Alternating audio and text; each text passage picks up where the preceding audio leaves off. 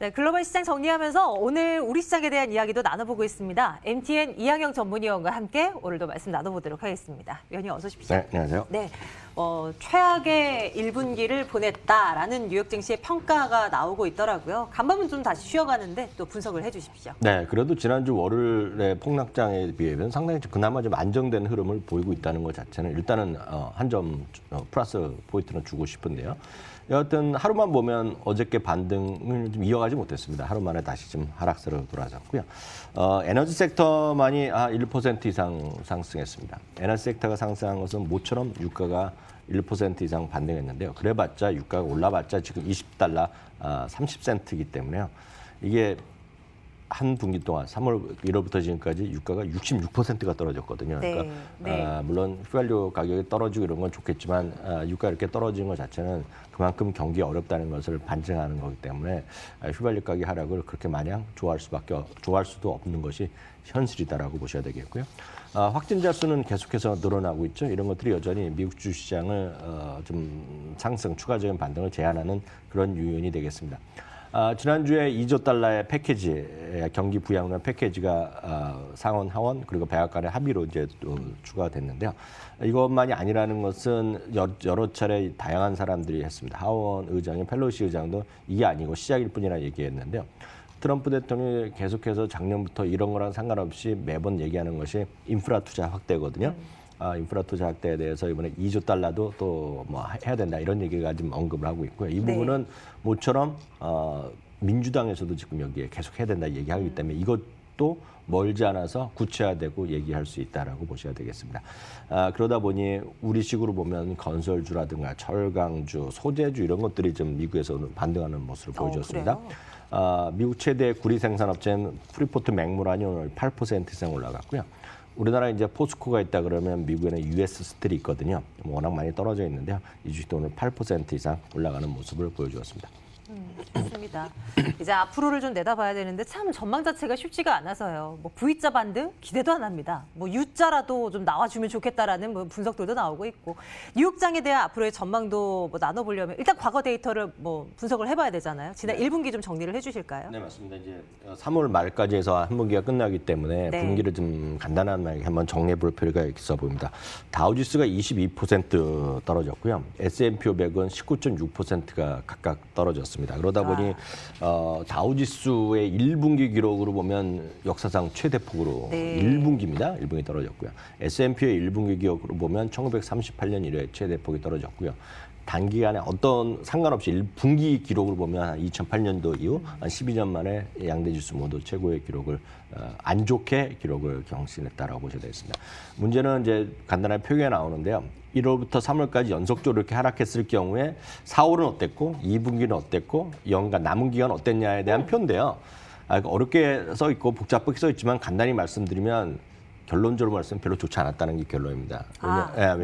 왜냐하면 이런 거죠. 4월 달에 상승 확률은 한 57% 정도 됩니다. 4월 달에 워낙 떨어졌기 때문에 그렇지만 2분기 전체적으로 보면 상승 확률이 고작 29%였고 확률로 보면 연간으로 보더라도 남은 기간 4월부터 12월까지도 29% 정도만이 상승했다는 겁니다. 그리고 상승률 하락률도 뭐 1% 내외이기 때문에 이 과거의 경험 1, 2, 3월 계속 떨어졌을 때의 경험으로 보면 남은 기간도 썩 재미는 없었다는 것이 역사적 경험이었다라는 정도 말씀드리겠고요. 계속 말씀드렸지만 변동성 자체가 커져 있거든요. 그러다 보니 공포지수가 계속 높다라고 말씀드렸는데요. 3월 1평균 변동률 위건 아래건 간에 하루의 움직임 폭으로 보면 4.8% 나와서 역시 사상 최고 기록. 그만큼 이게 줄어들어야지 공포지수가 줄어드는 거거든요. 이제 이게 너무 좀 어렵다라고 일단 이해하셔야 되겠고 말씀드렸다시피 유가도 분기에 66.5% 떨어져서 역시 사상 최대 기록, 사상 최고 기록을 했고요. 금값은 또 6분기 연속 올라가는 모습을 보여줬기 때문에 역시 안전자산에 대한 관심이 여전히 있다라고 이해하시면 되겠네요. 네. 아무리 봐도 올해 2020년도 1분기는 훗날 그때를 이제 돌이켜 보면서 얘기를 하고 곱씹는 그런 때를 지금 우리가 보내고 있는 듯 보여요. 뭐 기록에 남을 만한 뭐 이슈들이 계속 이제 점쳐지고 있는데 이제 우리 시장에 대한 이야기 좀 나눠주세요. 네. 어제까지 무섭게 아주 반등을 합니다.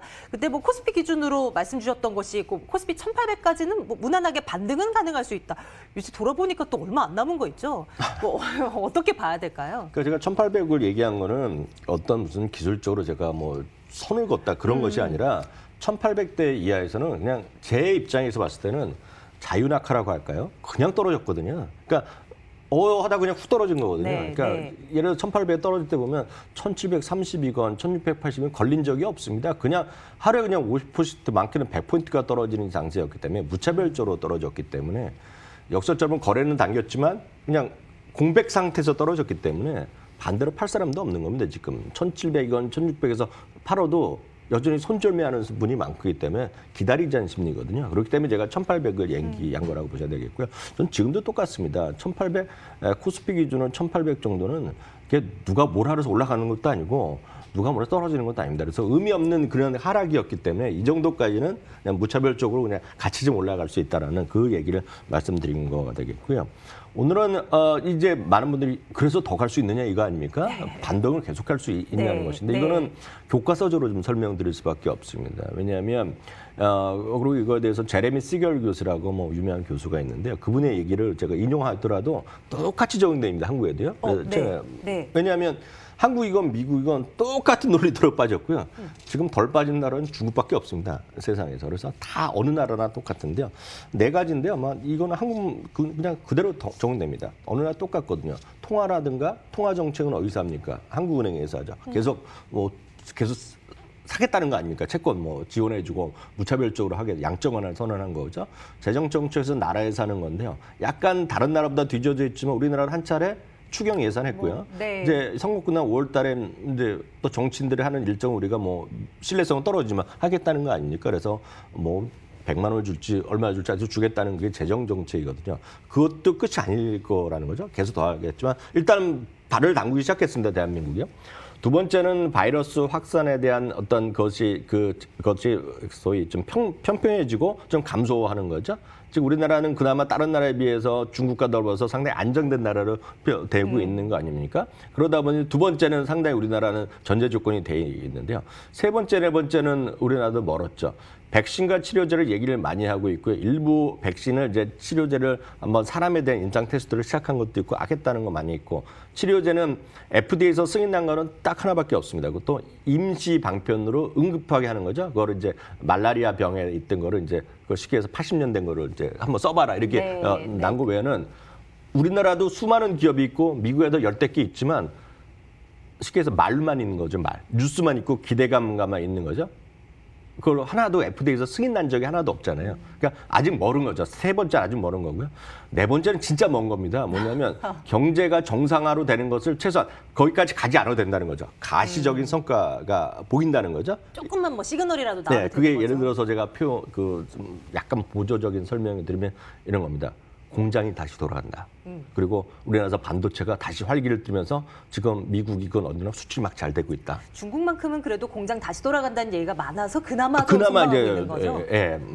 맞는 거죠.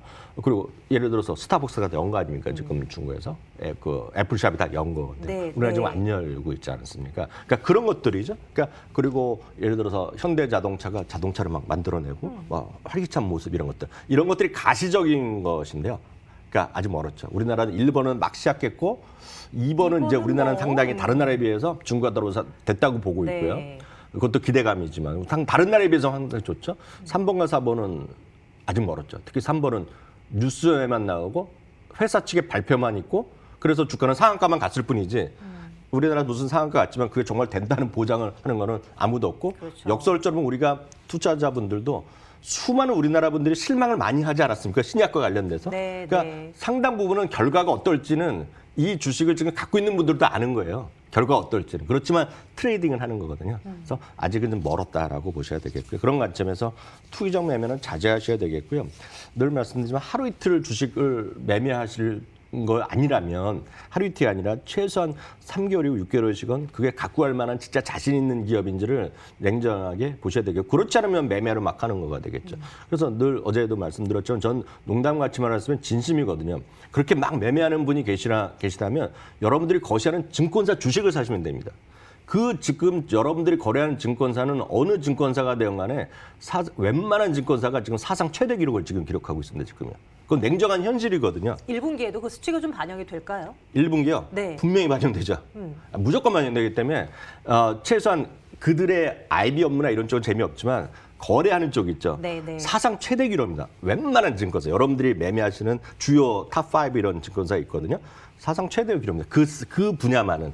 그러니까 여러분들이 잘 판단하시면 되겠고요. 최소한 그럼 뭐로 확인하느냐. 뉴스 있죠, 뉴스. 무슨 저희 방송에서 제가 말하건 누가 말하건 간에 이런 기대감이 있습니다. 뭐 회사 측에서 요즘 많이 발표하잖아요. 자기가 무슨 개발하다 보니까 무슨 뭐가 좋은 게 나와서 뭐 해보겠다. 이런 뉴스 있죠, 뉴스. 그리고 성장성, 기대감은 그냥 크게 낭패 볼 가능성이 엄청 큽니다. 그렇기 때문에 여러분들이 꼭 보셔야 될 건 매출이 됐건 이익이 됐건 배당이 됐건 뭐건 최소한 숫자를 확인하실 수 있는 것만 여러분들 좀 길게 보시고 나머지는 전적으로 트레이딩 그리고 말씀드린 트레이딩을 열심히 하시는 분은 거래하시는 증권사 주식을 사시라 이렇게 말씀드립니다. 팩트 체크가 필요한 요즘이죠. 단순히 기대감 말고 숫자, 정확한 결과 이런 것들 한번 눈여겨보면서 시장 대응 전략 또 챙겨보도록 하겠습니다. MTN 이항영 전문위원과 함께했습니다. 고맙습니다.